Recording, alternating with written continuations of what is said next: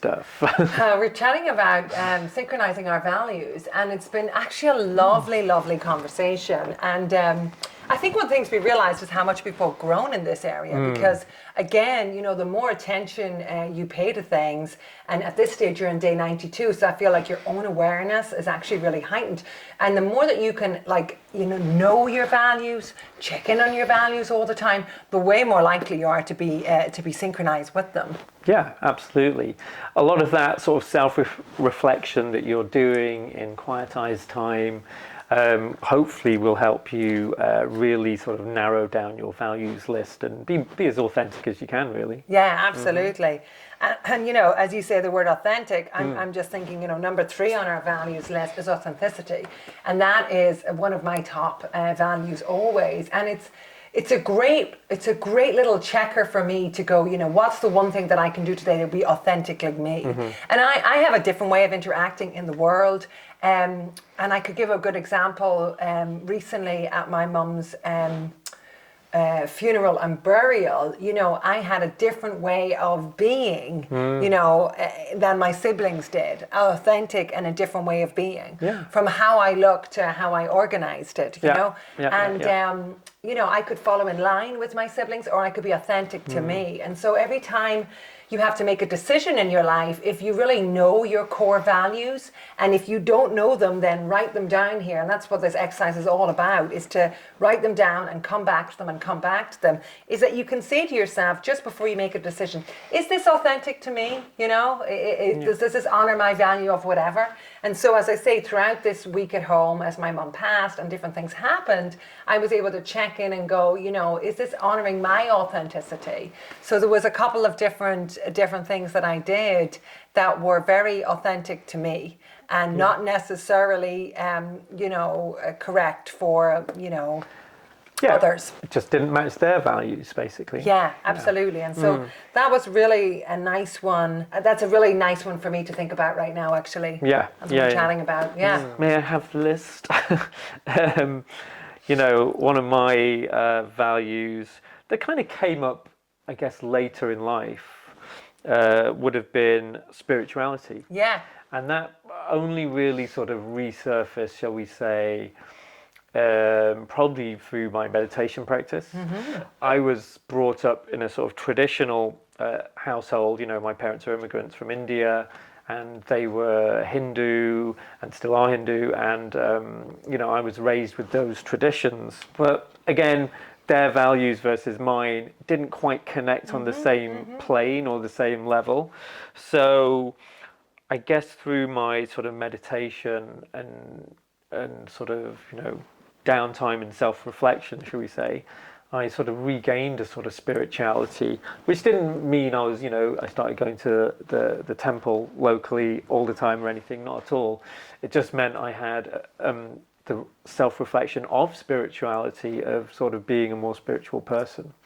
And that was more me, basically. Yeah. You know, it wasn't about sort of the religious aspect. It was everything else. And I've also, interestingly, I have a background in science, which, you know, makes you sort of understand facts. And if it's not fact, it ain't true or whatever. But what my spirituality showed me is actually science can't answer half of the questions, right?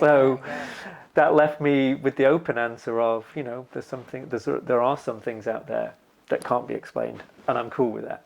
And that's my spirituality. I know, and it's kind of nice because I was again thinking back to this very recent example when we travelled to Ireland, and that, you know, if you think of like being, you know, somebody spying your week, and even when you travel, when you're away, how do you ground into that sense of spirituality? And, you know, if somebody was to actually check you as you travel when you were in Ireland, could they actually report back that you were in sync? And what do you think? I guess so, yeah, because I'd have... you know, I guess even during the sort of, I don't know what you'd call it, the formal event after the funeral where we had the dinner and things, etc.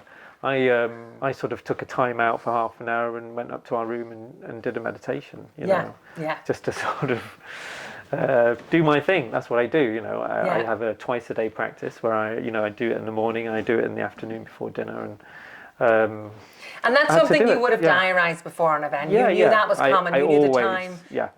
try and You'd plan already it in. planned that in, exactly. exactly. And that, like, I think obviously, in the modern world, sometimes life gets in the way, and Oh yeah.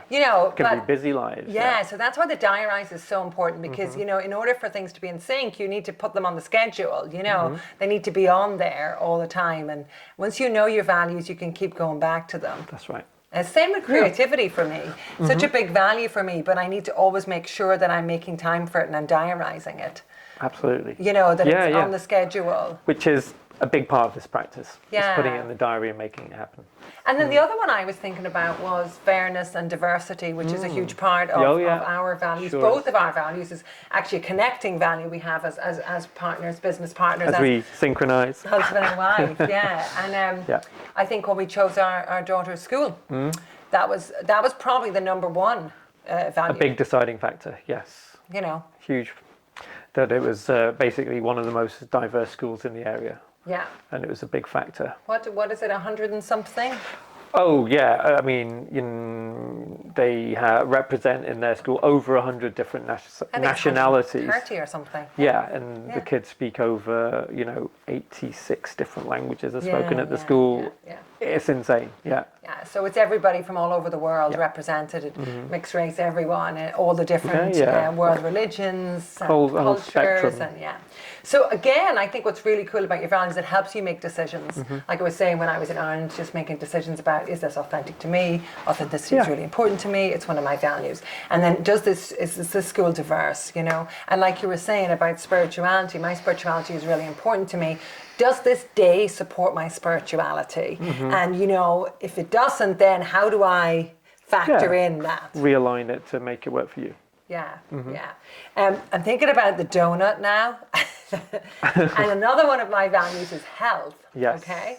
So I love donuts, but in their kind of original form, they wouldn't be the most healthiest thing, right? Yeah. So because I have health is really high up, I have developed a home bake recipe that is a little bit more healthy, and I eat them regularly too. This is true, and they're really good. Yeah. So it's like, again, if health was one of my top values, and yet I'm eating a whole lot of junk food, and I'm not moving my body, and I'm not doing it, and you go, well, it's not really in sync, is it? Exactly. So I always try and check myself on the health and happiness, like the two H's for me. That nice balance between having a delicious donut and looking after yourself. Do you know? Exactly. It's just this lovely balance that you can find, and I guess that's the synchronicity. Yeah, That's it. That's all what the we're all time trying to find. And you're here with us to try and be happier. So it's okay. So to eat the donut on our ban. It's all right to have a nibble. Yeah. But then, I was saying that because actually you can eat the donut now if you want to. I'm okay. I will very soon after this. But yeah, this is part of the way we sort of balance things out and synchronize our values with our lives. We get a good balance of everything, Okay, I'll eat this donut, but I'm probably going to walk about 10k today, so that's all right. Yeah, exactly. It's that, and that's it. And then you can live your life according to your values, and it's pretty cool. Like I was saying before we came on camera, we were saying, God, we definitely got to a stage of our lives where things are much more in sync now, because we actively lean towards them. Though that's the whole point. I think it takes effort. It takes effort. It doesn't happen naturally. Yeah. But it's just small, little, teeny little habits. You habitize your values. Exactly. Synchronized. Synchronizing your values becomes a habit. Absolutely. It's like, does this, for example, eating of the donut synchronize? Actually, yeah, it does. It's a simple pleasure. It's something that we can enjoy, but then we will balance it out with looking after our bodies too. Yeah, and your meditation is a habit now. And as Absolutely. I say, I'm checking in that I'm being authentic. That's a habit. I'm checking I'm being honest rather than holding back with the value of privacy that isn't mine. I've had to let go of that, shake that one off. Privacy is not a value of mine. It was one of my parents. And another big one was security, like saving for a rainy day was one of theirs. It's not mine. I'm much more adventurous. I want to take risks and be here. And that's what we're doing with you guys. We're taking a risk. We're recording these videos for you. We hope you're loving them. Yeah. Well, if you're still with us at day 92, that's a pretty good sign, right? Absolutely. We're really glad you're here. Yeah. Enjoy and have fun with it, as I always say. Yeah. Have fun. The mission is to be happy. Yeah. Enjoy.